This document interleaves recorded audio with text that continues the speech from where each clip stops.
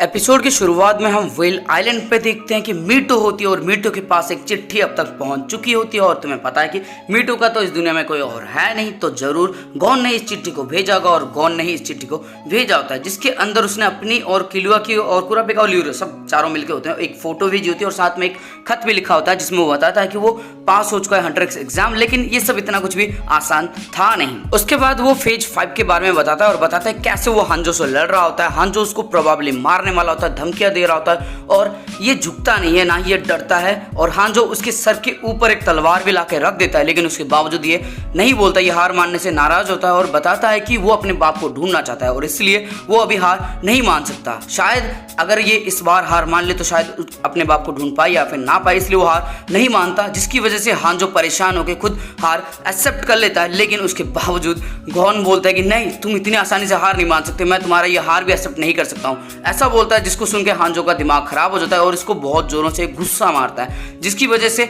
ये नॉकआउट हो जाता है और इसके बाद क्या हुआ उसको कुछ भी याद होता नहीं है। लेकिन मिस्टर सतो जिसको जब ये होश में आता है तब उसके बाद सब कुछ बता देते हैं, जहाँ पे इसको पता लगता है कि जो गिटार था उसका असली नाम इलुमी है और वो और कोई नहीं, वो किलुआ का ही भाई है और वो किलुआ के लिए ही यहाँ पे आया हुआ था और साथ में जो हंटर एक्स एग्जाम है वो भी देना चाहता था, क्योंकि उसको जरूरत थी हंटर एक्स का जो कार्ड था उसकी, इसलिए वो एग्जाम देने के लिए भी आया था और साथ में किलुआ को रोकने के लिए भी आया हुआ होता है। उसके बाद आके वो खत में लिखता है कि इलुमी जो होता है वो बहुत ज्यादा खतरनाक होता है, उसके पास कुछ तो ऐसी सुपरनेचुरल पावर होती है जिसकी वजह से किलुआ बहुत ज्यादा डर जाता है और जनरली किलुआ कभी डरता नहीं है, सबको पता है, लेकिन उसके बावजूद भी ये बहुत ज्यादा डर जाता है, उससे फाइट करने से भी डरता है। गॉन की जान खतरे में होती है, इलुमी धमकाता भी है कि अगर वो फाइट करके उसको नहीं हराएगा तो वो गॉन की जान ले लेगा, लेकिन उसके बावजूद किलुआ अपनी हार खुद मान लेता है। वो इलुमी से बिल्कुल भी लड़ना नहीं चाहता है। इसका मतलब ये है कि इलुमी के पास कुछ ना कुछ तो ऐसी पावर्स होगी जिसकी वजह से किलुआ को इतना ज्यादा डर लगा और उसने खुद अपनी हार मान ली। किलुआ इलुमी को बताता भी है कि उसका एक दोस्त है, वो एक दोस्त बनाना चाहता है और बताता है कि गॉन उसका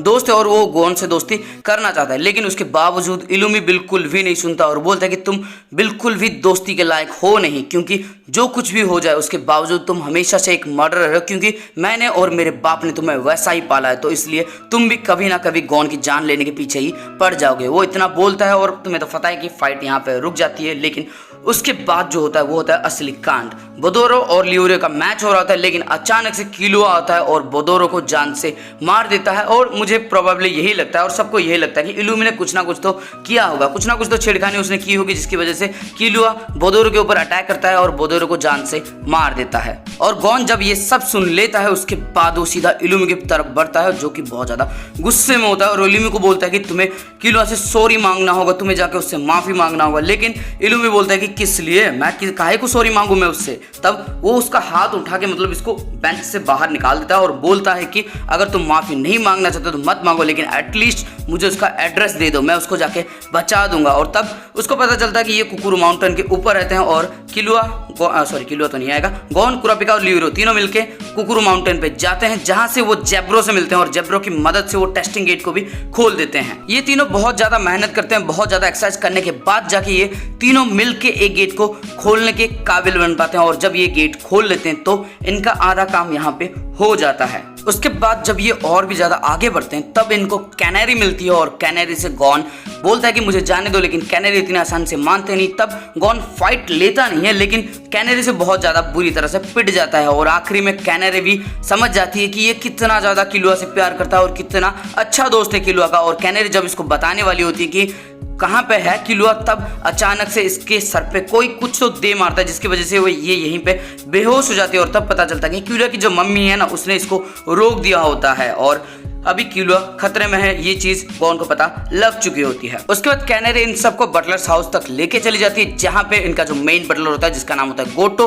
वो इनके साथ एक गेम खेलता है जिसके अंदर इनको गैस करना होता है कि कॉइन किस हाथ के अंदर है। पहले तो वो नॉर्मली खेलता है, लेकिन बाद में वो डरा देता है कि तुम किलुआ को लेके जाने वाले हो, इसलिए हम तुम्हें माफ नहीं करने वाले हैं और अगर तुम इस गेम के अंदर हारते हो तो तुम्हें यहाँ से जाना होगा और तुम्हारे साथ किलुआ नहीं जाएगा और किलुआ को मैं झूठ बोल दूंगा कि तुम यहाँ पे कभी आए ही नहीं थे। और आखिरी में इनको मानना ही पड़ता है क्योंकि उनके पास होता है चाकू और इनके पास घंटा कुछ नहीं होता। लेकिन पहले तो कुरापिका और ल्यूरो दोनों हार जाते हैं, लेकिन आखिरी में ये अपना सर के ऊपर जो घाव होता है उसको काट देता है, जिसकी वजह से इसकी आंखें खुल सके। और आंखें खुलने के बाद गॉन एकदम से बढ़िया खेलने लगता है और गॉन ये गेम जीत जाता है, जिसको देख के ये जो बटलर होते हैं वो खुश हो जाते हैं और जब तालियां मार रहे होते हैं ना तब किलुआ भी यहीं पे आ जाता है। उसके बाद ये किलो को लेके चले जाते हैं और वहां से नेक्स्ट स्टोरी शुरू होती है। उसके बाद खत में आगे गॉन ने लिखा होता है कि फेज 5 तक तो हमने क्लियर कर लिया, किलो को भी बचा लिया, लेकिन फेज 4 के अंदर जो कुछ भी मेरे साथ हुआ था वो बहुत ज्यादा दर्दनाक था और उसका बदला जब तक मैं नहीं ले लेता तब तक मैं ना व्हील आइलैंड आऊंगा और ना ही मैं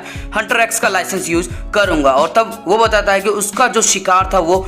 खुद हिसोका था और हिसोका से 1v1 का कोई चांस था नहीं, इसलिए वो पहले तो छुप छुप के मतलब ट्रेनिंग लिया और ट्रेनिंग लेके उसने फिगर आउट किया कि किस तरह से हिसोका को रोका जा सकता है। और उसको पता लग गया कि जब हिसोका अपने शिकार के लिए जाएगा तब इसके पास एक चांस होगा कि वो उसका आईडी बैच चुरा ले, और तब वो हमला करके लेने की कोशिश करने के लिए बहुत ज्यादा प्रैक्टिस करता है, जिसके अंदर वो सफल भी हो जाता है। उसके बाद उसने आगे लिखा होता है कि मैं शिकार के लिए एकदम बैठा होता, एकदम शांत बैठा होता और हिसोका अपने शिकार के ऊपर अटैक करने वाला होता है, और जैसे वो अटैक करता वैसे ही मैं उसका अटैक छीनने वाला होता हूँ। और मैंने वैसा ही किया, जैसे ही उसने अपने शिकार पे अटैक किया वैसे ही मैंने अपना रस्सी दे मारा, जिसकी वजह से मैं हिसोका का बैच छीनने में सफल हो गया। लेकिन जब मैं हिसोका का बैच लेके भाग रहा था तब किसी ने मेरे सर के ऊपर एक डांट दे मारा था, जिसकी वजह से मैं बेहोश होने वाला था और मुझे पता चला कि ये 384 नंबर का बंदा है जो कि मेरा शिकार करने के लिए उसने मुझे बेहोश कर दिया था। लेकिन अचानक से वो बंदा भी वहीं पे मरा पड़ा होता है क्योंकि उसको हिसोका ने मार दिया था, यानी कि हिसोका भी वहां पे पहुंच चुका था। लेकिन हिसोका उसका और गॉन दोनों का टैग इसको देखकर निकल जाता है और बोलता है कि मुझे इसकी जरूरत है नहीं, तो तुम